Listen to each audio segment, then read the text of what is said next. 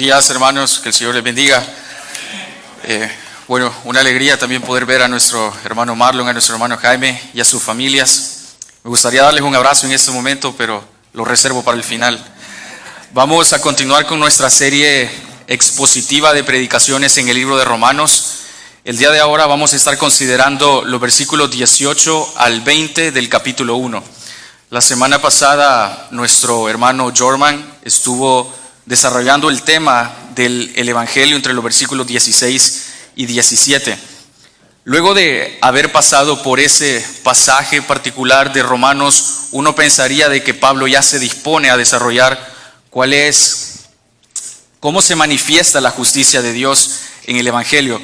Pero eso es algo que va a acontecer hasta el capítulo 3. Por lo pronto, y mientras leemos el pasaje que vamos a considerar a continuación, nos vamos a dar cuenta de que entre el capítulo 1 y el 3 vamos a ver algo así como una serie de argumentos en contra de la humanidad. Y esta semana, mientras preparaba el sermón, estaba pensando en que probablemente este ha sido uno de los pasajes más subidos de tono que encontramos en toda la Escritura, y no es para menos. Pablo, su escritor, está sentenciando a toda la humanidad. No hay ni siquiera uno, y ese es el clímax de este argumento que se desarrolla hasta el capítulo 3. Pero antes de leerlo y que lo estudiemos juntos y encomendemos este tiempo a nuestro Dios, permítanme contarles una breve historia. Sinclair Ferguson cuenta el relato de que en una universidad de Gran Bretaña había un ministerio o un grupo de estudiantes que se encargaban de publicar artículos o boletines en las paredes de la universidad. Este grupo de estudiantes eran cristianos y en una oportunidad tuvieron la intención de promover el Evangelio. Sin embargo, ellos estaban conscientes de que si publicaban la cita bíblica, ellos iban a estar en problemas. Así que ellos solo publicaron el pasaje de Romanos 1 del 18 al 20, sin versículos, sin capítulo, y tampoco citaron el libro, tampoco citaron la fuente. Entonces solo publicaron este extracto, Romanos 1 del 18 al 20, en la pared de la universidad, y en los días sucesivos a esa publicación hubo un escándalo en la universidad, porque contrario a lo que se pensaba, el espacio para publicar esta clase de artículos no era para promover un lenguaje agresivo, como se ve acá. Era para publicar noticias de la universidad, pero ellos sabían de que con la publicación de este artículo probablemente alguna persona podría escuchar por primera vez el desarrollo del Evangelio, porque en el Evangelio también se predican malas noticias, y de hecho, como vamos a ver a continuación, la noticia buena siempre es precedida por una noticia mala. Y ellos publicaron este pasaje de la Escritura y las autoridades de la universidad se enteraron de eso y llamaron a los estudiantes para que se retractaran de lo que habían hecho y para que quitaran ese artículo, pero también les preguntaron que quién había sido el responsable de esa publicación, y solo señalaron que Dios mismo había escrito este pasaje de la Escritura. El mensaje de Romanos es claro: ninguno de nosotros es justo, o como vamos a ver ahora, nadie tiene excusa delante de Dios. Los primeros capítulos de Romanos, del 1 al 3, como he dicho ya, son claros y pueden ser ofensivos para muchas personas. Pero debemos lidiar con ellos, ya que esa también es la palabra de Dios. Pablo no está tratando de darnos un abrazo o tocar nuestra espalda diciendo: has hecho las cosas mal, todo va a estar bien. No, él en esta oportunidad, y como vamos a ver en las predicaciones sucesivas, sentencia a toda la humanidad y nos dice que ninguno de nosotros tiene excusa. La idea central de los versículos que vamos a considerar es que Dios tiene razón de estar airado con el pecador, porque se ha dado a manifestar por medio de la revelación natural, que es lo que nosotros vemos en la naturaleza. Él mismo se ha dado a revelar a la humanidad entera, de modo que ninguno tiene excusa.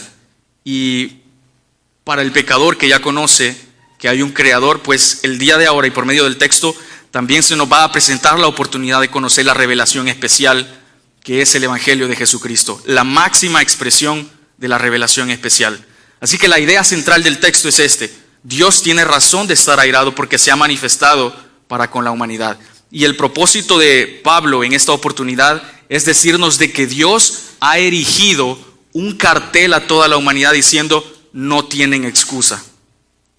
Esto es lo que él se propone a desarrollar a continuación. Y oro que nosotros podamos entender esto y hacia el final de esta predicación que podamos extraer aplicaciones que van a servir a nuestra vida.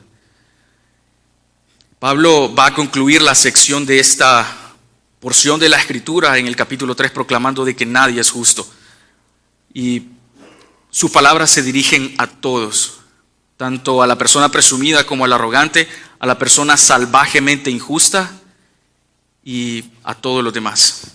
Así que, teniendo esto en mente, le pido me acompañe al capítulo 1, versículos 18 al 20 del libro de Romanos.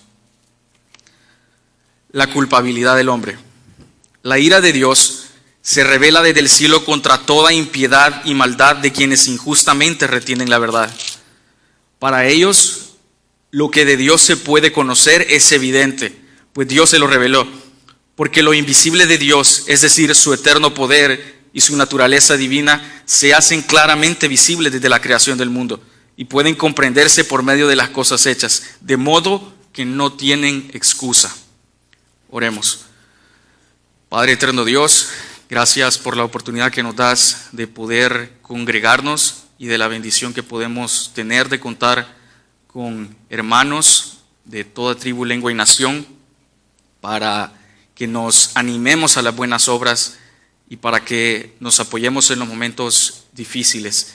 Gracias porque podemos gozar de libertad de culto y de religión en esta parte del mundo, pero no por ello, Dios, queremos olvidar las exigencias y demandas que tenemos como creyentes para proclamar las buenas noticias de tu Evangelio. Oro que en esta mañana tu Hijo sea glorificado, tus santos sean edificados y que el pecador sea humillado.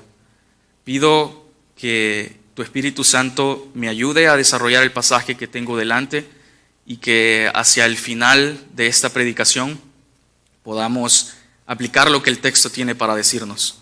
En Cristo Jesús oro y te doy las gracias. Amén. Bueno, como hemos dicho ya, es un pasaje un poco subido de tono. Nadie quiere escuchar este tipo de argumento cuando uno piensa que está bien, pero es necesario dilucidarlo y es lo que vamos a hacer en esta oportunidad. Esta sección de la escritura del libro de Romanos pertenece a una sección más grande que es la condenación de la humanidad y es comprendida entre el capítulo 1 al capítulo 3, verso 20, cuando se desarrolla el clímax de este gran argumento. Y uno pensaría que luego de escuchar las buenas noticias, o al menos eso se nos predicó la semana pasada del poder del Evangelio, uno podría estar preparado para escuchar cómo se va a desarrollar la justicia de Dios. Pero eso es algo que se va a predicar en otra oportunidad en los versos adelante de esto. Por lo pronto, baste decir de que en este pasaje Pablo se está dirigiendo a los gentiles, a ellos a quienes se les ha dado la oportunidad de conocer algo respecto de Dios por medio de la naturaleza. Por lo que, para efectos de comprensión, vamos ahorita a definir dos conceptos. El primero es la revelación general y el segundo, la revelación especial. Por revelación general entendemos que Dios se ha manifestado de manera general a todas las personas en todo el mundo por medio de la naturaleza.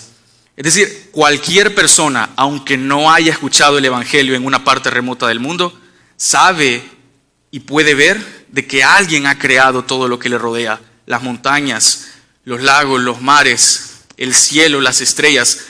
todas las personas en todo el mundo no pueden alegar ignorancia respecto de que no se les reveló quién pudo haber creado este mundo. Por otro lado, la revelación especial entiende de que el evangelio ha sido predicado al corazón de una persona. La revelación especial es aquella revelación que se manifiesta a las personas quienes no han escuchado de Jesús. Y aunque se tenga un conocimiento respecto de la revelación general, eso no es suficiente para ser salvo. Nos es necesario conocer respecto de la revelación especial. Y aunque nosotros ya conocemos respecto de lo que Dios ha hecho en la naturaleza y de cómo Él se ha manifestado por medio de sus grandes prodigios y maravillas, ahora vamos a ver de que al mismo tiempo, además de eso, nos es necesario entender la revelación especial para que podamos deleitarnos en lo grandioso que es nuestro Dios y de cómo nos ha amado a nosotros al entregar su Hijo, y para que nos edifiquemos por medio de esta gran lección que tenemos delante. De inmediato Pablo no pierde el tiempo en esta porción de la Escritura, y particularmente del libro de Romanos. Él comienza a sentar la base ya de lo que va a ser su discurso en adelante, y es el Evangelio. Desde el versículo 1 de este capítulo, él proporciona un saludo empapado del Evangelio, porque quiere que su argumento sea robustecido por ese Evangelio que nosotros estamos ahorita desarrollando.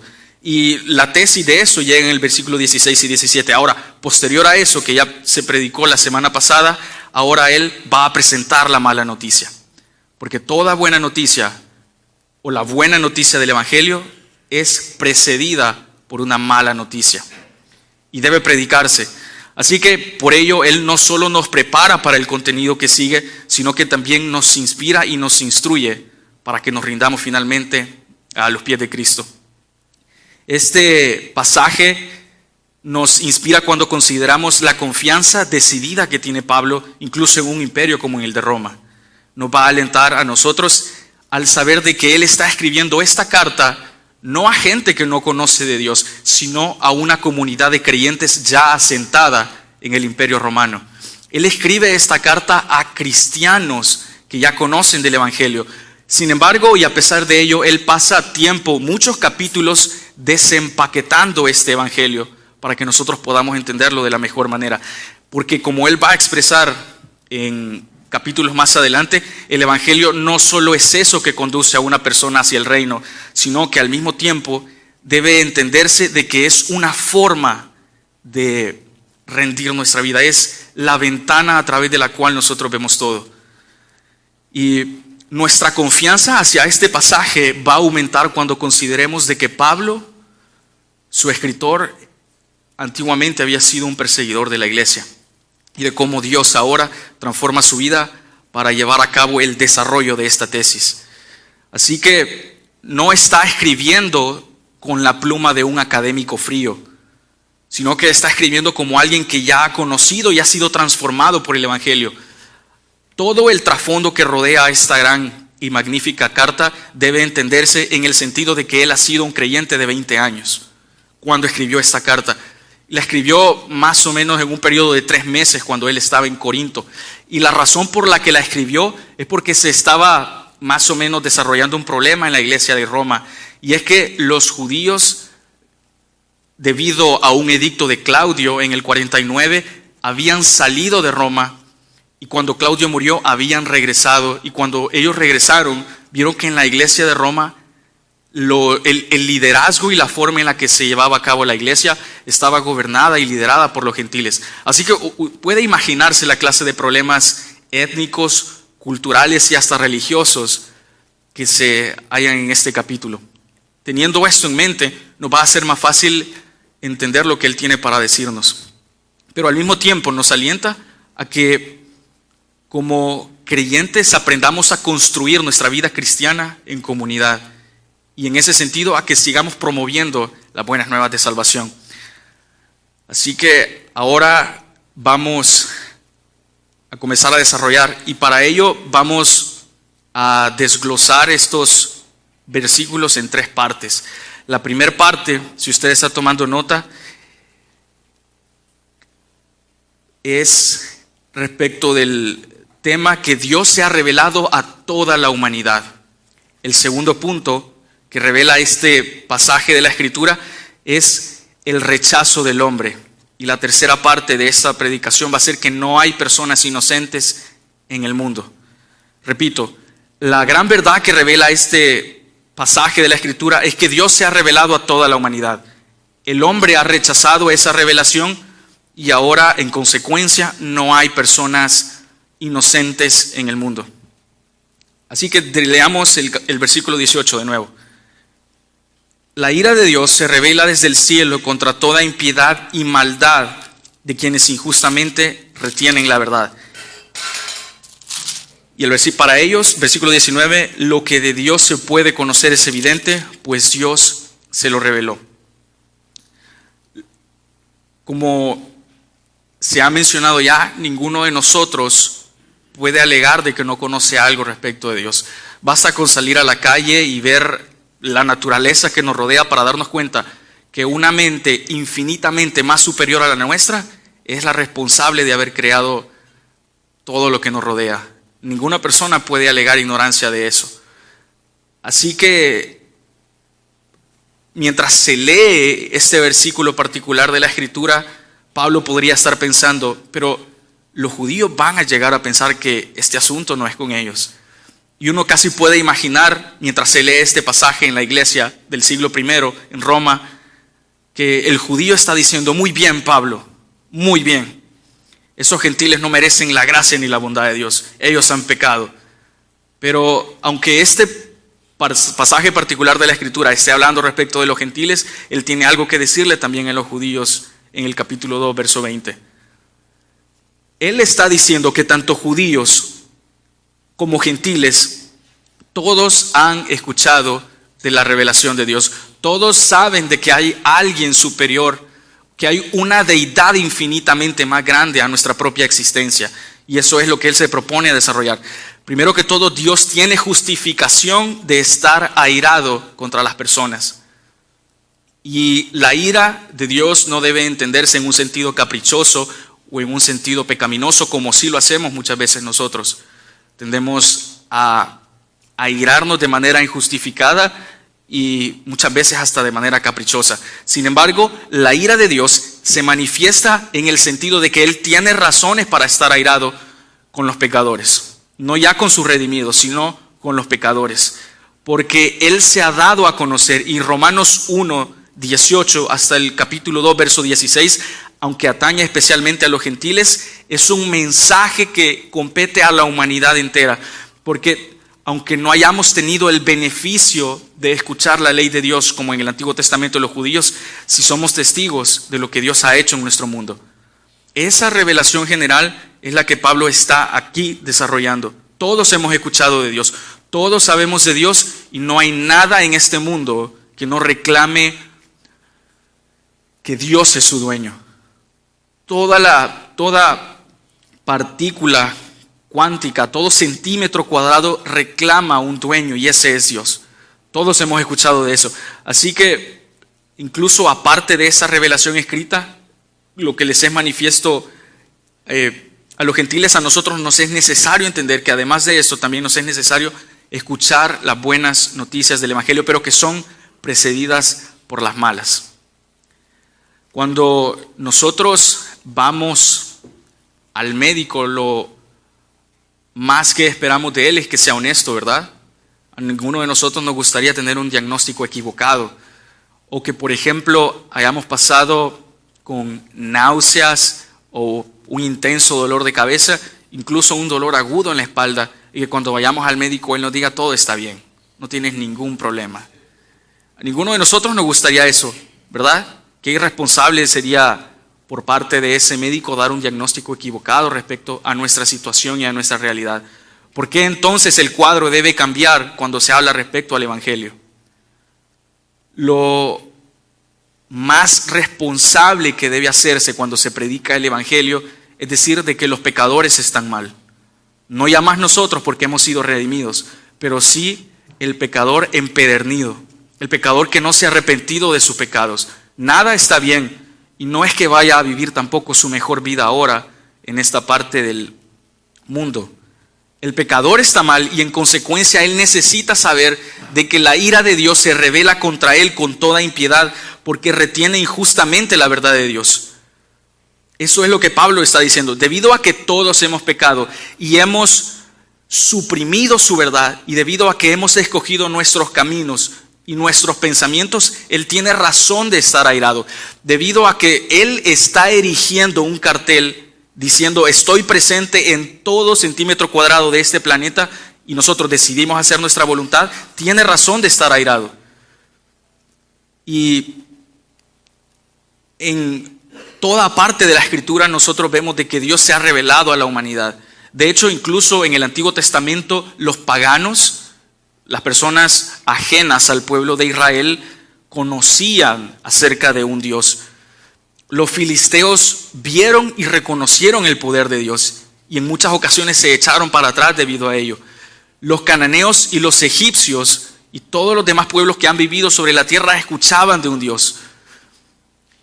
Los rebeldes que construyeron la torre de Babel vieron y reconocieron la grandeza de Dios. Los perversos habitantes de la región de Sodoma y Gomorra estaban al tanto también de la ira del juicio de Dios y de la existencia de Dios. Todos los hombres saben y entienden algo de la verdad de Dios. Todos nosotros. El hombre no regenerado se encuentra sin esperanza y sin Dios en el mundo, no porque no tenga conocimiento de Dios, sino porque se revela naturalmente contra el conocimiento que posee acerca de Dios. Porque a pesar de que nosotros hemos escuchado y somos testigos de lo que Dios ha hecho en nuestro mundo y en nuestra sociedad, preferimos hacer nuestra voluntad y debido a ello es que Pablo ahora se presenta como el fiscal universal de la humanidad y en la sala está Dios como juez y él lo que está haciendo es tomar a toda la humanidad y sentarla en el banquillo de los acusados y presentando a Dios los cargos que todas las personas de todas las eras han hecho y que han preferido seguir su corazón, seguir sus pensamientos y seguir su voluntad. Así que ahora todos los pecadores están acá, no tienen excusa, porque Dios se ha dado a conocer. Y el contenido de esta revelación, dice el versículo 19, que de lo que Dios se puede conocer es evidente, pues Dios lo reveló. En esta porción vemos de que él está diciendo que el contenido de esto es todo lo que nos rodea porque es evidente, pues Dios lo ha revelado. Y la deidad o naturaleza divina de Dios, tanto su bondad como su gracia, reflejan lo que Pablo también dijo en Listra. Dice Hechos 14:17, que la lluvia del cielo y tiempos fructíferos llenan de sustento y alegría los corazones de las personas en el mundo. Y aun si estas personas no contaron con la revelación especial, ya contaban con la revelación general.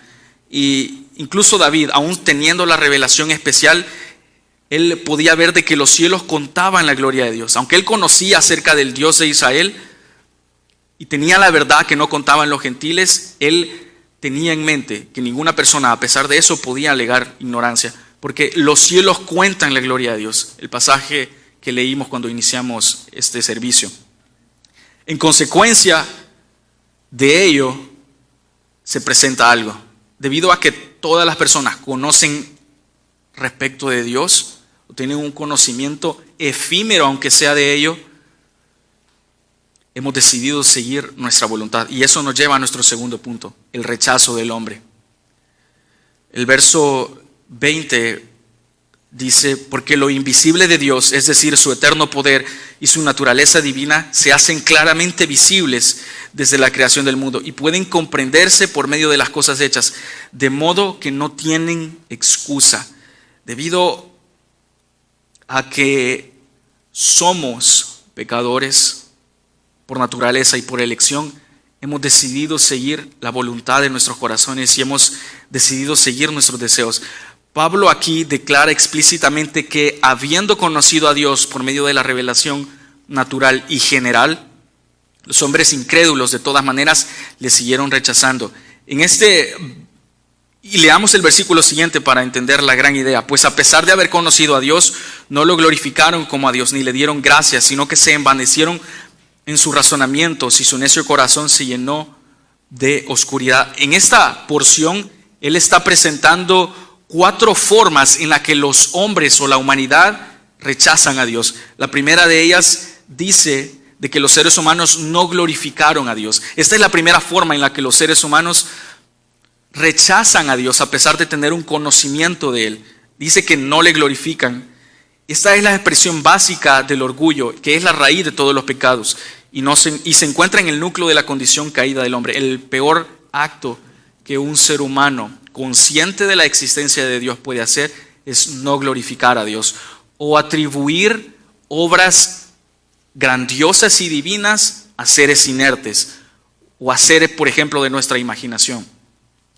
Basta con ver un programa de televisión para darnos cuenta la clase de ídolos que pueden existir en nuestra mente y en nuestros corazones. Y no solo eso, sino también para darnos cuenta de la clase de teorías creacionistas que se hablan allá afuera. Alguien dijo una vez de que si no creo en Dios, lo único que me queda es creer en la evolución. Debido a esta clase de pensamientos es que Dios tiene razón de estar airado, porque con todo nuestro corazón realmente decidimos no glorificar a Dios con nuestros pensamientos, a pesar de que Él se ha revelado de manera tan prodigiosa en nuestra naturaleza y en nuestro mundo.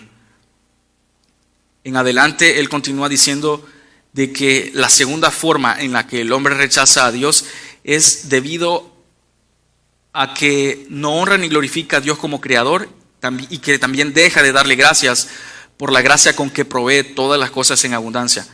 Aunque Dios es la fuente de todas las cosas buenas que el hombre tiene a su disposición, como lo es la lluvia, el sol, la naturaleza, la tierra fértil, nosotros decidimos no dar gracias a Dios por eso. Esta es la segunda manifestación de la que el hombre pecador decide rechazar a Dios. Y esto es importante conocerlo porque nos es necesario recordar que eso hemos sido nosotros. Por gracia de Dios ya no somos esa clase de personas. Por gracia de Dios ahora nuestros pensamientos y nuestros corazones han sido regenerados y transformados para pensar como el Hijo de Dios. Pero esta es la naturaleza y esta es la realidad del hombre caído. No glorifica a Dios, no da gracias a Dios. En tercer lugar, dice el texto de que se ha envanecido en sus razonamientos. Decide rechazar a Dios, la realidad más grande del universo. Y adelante dice que su necio corazón se llenó de oscuridad. Debido a que él no glorifica a Dios, él no puede recibir iluminación. Y por muy sofisticados que puedan sonar algunos incrédulos y científicos de nuestra era y de eras pasadas, ellos están brutal y definitivamente entenebrecidos en sus corazones y son continuamente esclavizados por el poder del pecado. Esto es lo que encontramos en el texto. Ya, de hecho, no pueden alegarse algo en contra de lo que Pablo está diciendo. No tenemos excusa. Él se ha revelado a todas las personas. Hemos decidido suprimir y reprimir su verdad. En consecuencia le rechazamos. El tercer punto es que debido a ello, nosotros, los pecadores, no tienen excusa. Ninguno tiene excusa. Y es lo que él dice en el verso 20. Ahora, ¿no ha escuchado usted esta pregunta trivial que dice, hermano Julio, ¿y qué pasa con aquellas personas inocentes que no han escuchado el Evangelio? ¿Van al cielo o van al infierno? ¿Qué pasa con una persona inocente? ¿Tiene los méritos para entrar al cielo? ¿Qué pasa con un hombre en la jungla que debido a su posición geográfica en este mundo no tiene la oportunidad de escuchar el Evangelio? O de las personas que existieron en el pasado. ¿Qué de esas personas? ¿No ha escuchado usted esa pregunta o se la ha planteado? Porque yo sí. Y si tomamos el caso particular en serio, si una persona es debidamente inocente, y escucha bien las palabras, no quiero que esto se malinterprete. Si de verdad somos honestos y hay alguna clase de persona inocente en el mundo, debemos decir de que esa persona va al cielo. Porque es inocente, ¿verdad? Es decir, una persona inocente no necesita escuchar el evangelio. El problema es de que esa persona inocente no existe. Y este es el argumento y la tesis de Pablo. No hay personas inocentes en el mundo. ¿Se da cuenta cómo sesgamos la pregunta desde el comienzo? Creemos que Dios está injustamente condenando a personas inocentes en el mundo. Como he dicho ya, la ira de Dios se expresa con razón debido a que toda la humanidad, a pesar de conocerle, decide rechazarle. No existe tal persona en el mundo. No hay personas inocentes en el mundo. Debido a ello es que Dios justamente condena a las personas porque han decidido seguir la voluntad de ellos en lugar de rendirse a los pies de su Creador. No hay personas inocentes en el mundo. Debido a ello, todos los pecadores merecen la condenación de Dios. Y eso es lo que dice él en el verso 20. Porque lo invisible de Dios, es decir, su eterno poder y su naturaleza divina, se hacen claramente visibles desde la creación del mundo y pueden comprenderse por medio de las cosas hechas, de modo que no tienen excusa. Él no está haciendo una clase de lista de excepción. Todas las personas, excepto estas, no tienen excusa. No, él incluso está poniendo, y se va a desarrollar en el capítulo 2, que hasta los judíos merecen la condenación. Porque hemos decidido hacer nuestra propia voluntad y no entregar, a pesar de nuestro pecado y de la revelación, nuestra vida a Dios. No hay personas inocentes en el mundo y en ese sentido ninguno tiene excusa. Ninguno. Así que ahora, ¿qué tiene que cambiar?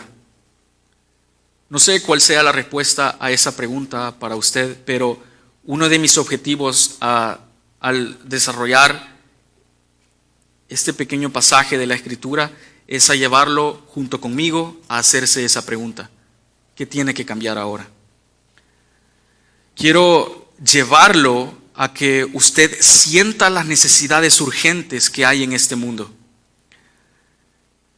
y creer y vivir que después de todo Jesús sí es la verdadera esperanza de este mundo. Además, quiero que se dé cuenta de que Dios tiene un papel específico para su vida, para que a través de este pasaje podamos ser transformados en el sentido de que ahora podamos difundir la esperanza que ha sido presentada en nuestra vida en un mundo de necesidades apremiantes. Por ello, la primera lección y aplicación que encontramos en el texto es a que debemos trabajar más duro para que las personas que todavía no han escuchado el Evangelio puedan escuchar respecto a eso. Hay una idea equivocada respecto a que Dios tiene personas escogidas para ser misioneros y de que ser misionero implica irse a vivir a otra parte del mundo a pasar necesidad. No es ese el testimonio de las Escrituras respecto al tema de la evangelización. Todos nosotros jugamos un papel crucial en la promoción del Evangelio. Por ello, la primera aplicación es a que debemos trabajar más duro, porque se supone que ya estamos trabajando duro, ¿verdad? A que trabajemos más duro para que las personas conozcan acerca del plan de salvación. La imagen del infierno definitivamente es, además de real, una imagen difícil de creer y de entender. Pero la Biblia no la ignora debido a ello y debemos también platicar respecto a ello. Por lo tanto, debemos y tenemos que trabajar más duro para que la esperanza de Dios en un mundo de necesidades pueda ser difundida.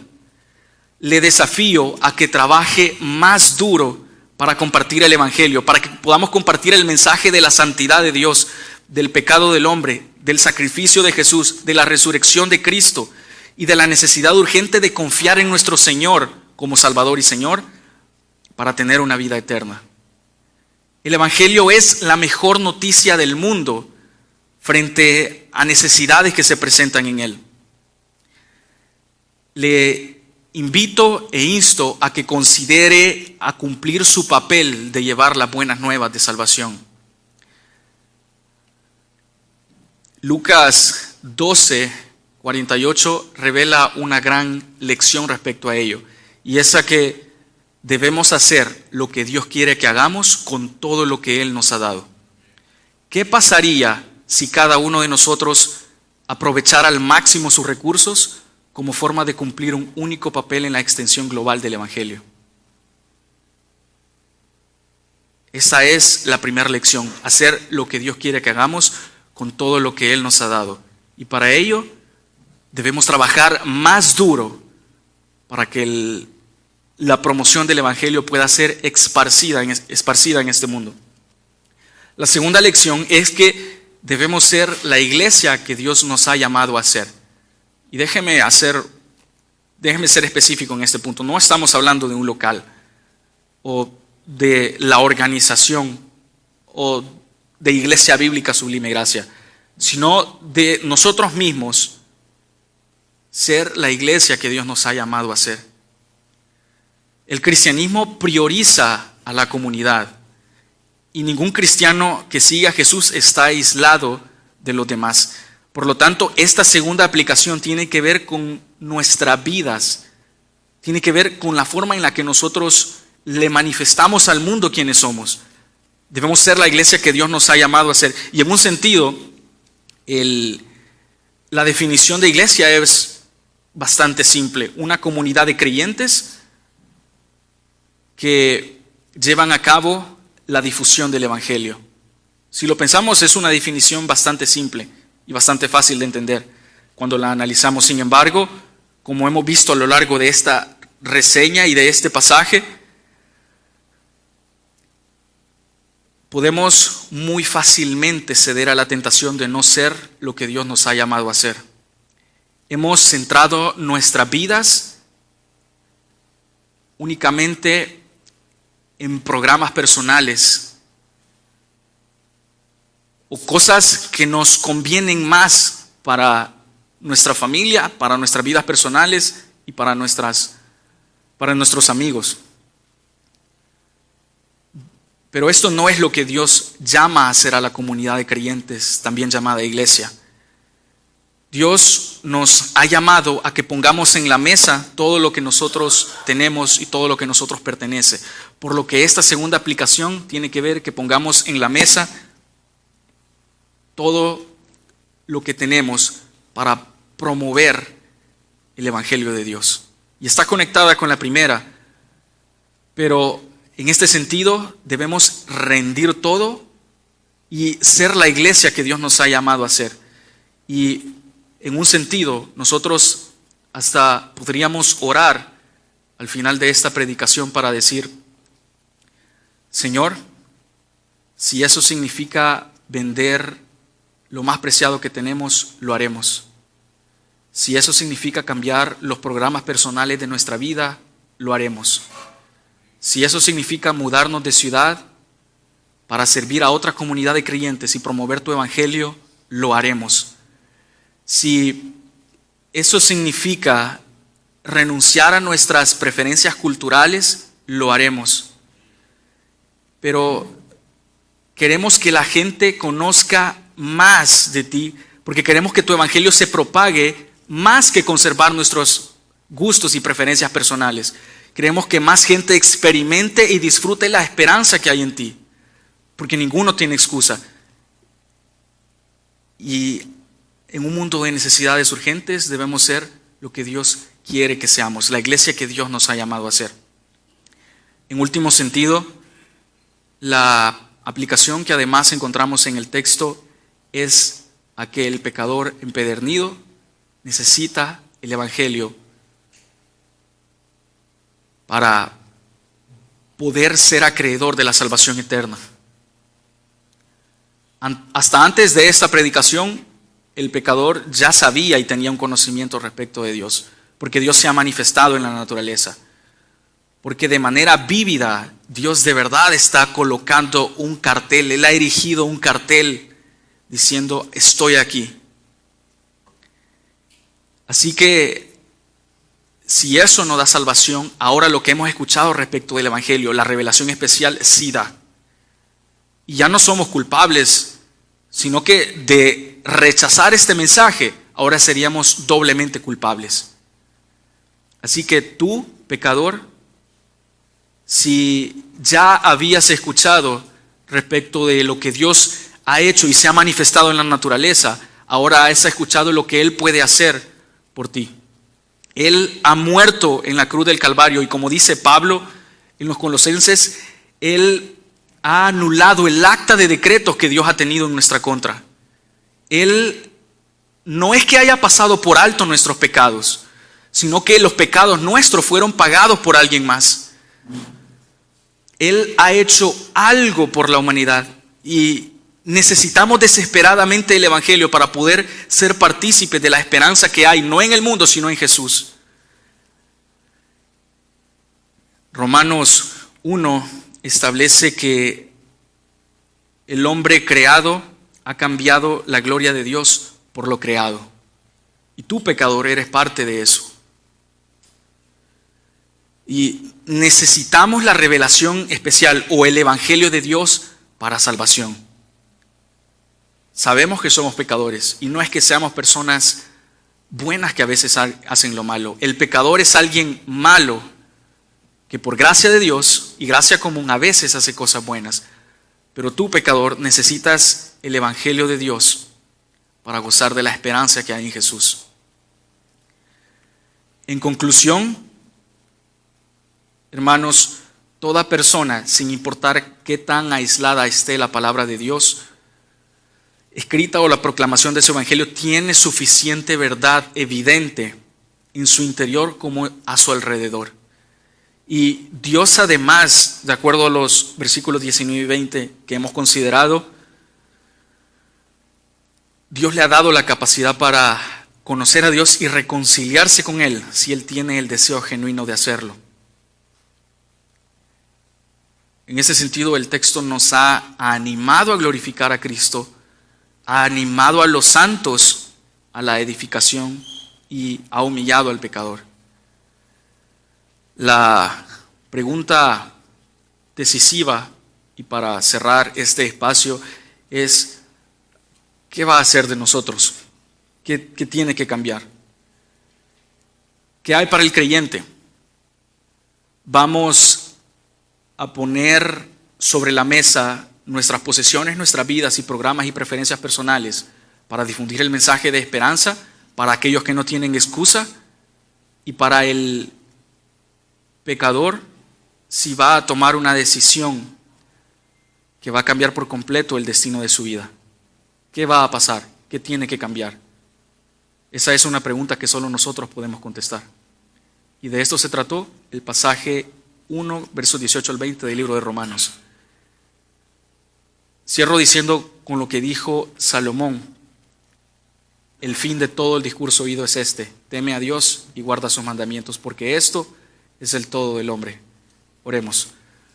Padre eterno, buen Dios, gracias por la oportunidad que nos has dado de haber podido asistir a nuestro culto dominical y por la bendición que nos diste de haber podido cerrar esta semana. Gracias por haber proveído a nuestras familias para tener el sustento y pan de cada día. Y gracias, Señor, por el gozo y la esperanza que encontramos en las buenas noticias de tu Hijo. Gracias porque este día proveíste una lección a nosotros en el sentido de que toda buena noticia es precedida por una mala. Y nos es necesario reconocer de que somos pecadores, porque solo en ese sentido podemos deleitarnos en lo que tu Hijo Jesús ha hecho en la cruz. Pido que el pasaje haya cumplido su cometido para poder aplicar las lecciones que Él tenía para ofrecernos, y que para que el pecador pueda tomar una decisión en esta mañana. Gracias porque tu evangelio da vida a los muertos. Permítenos renunciar y ayúdanos a renunciar a todo lo que tengamos que renunciar para promover tu evangelio. Si eso significa vender lo más preciado que tenemos, lo haremos. Si eso significa renunciar a nuestro carácter y forma de pensar, lo haremos. Si eso significa cambiar de empleo, lo haremos. Si eso significa tener que mudarnos, lo haremos. Y si eso significa tener que cambiar de manera definitiva la agenda de nuestras vidas, lo haremos. Pero queremos que tu evangelio sea predicado y que las personas puedan gozar de la esperanza que hay en Cristo. Hemos aprendido que ninguno de nosotros tiene excusa, pero por tu gracia ahora se nos ha sido revelada tu revelación especial, que es el evangelio. No tenemos excusa y no tenemos de qué gloriarnos y de jactarnos delante de ti, porque la salvación empieza, se desarrolla y termina en ti. En Cristo Jesús oramos y te damos gracias. Amén. Que el Señor le bendiga.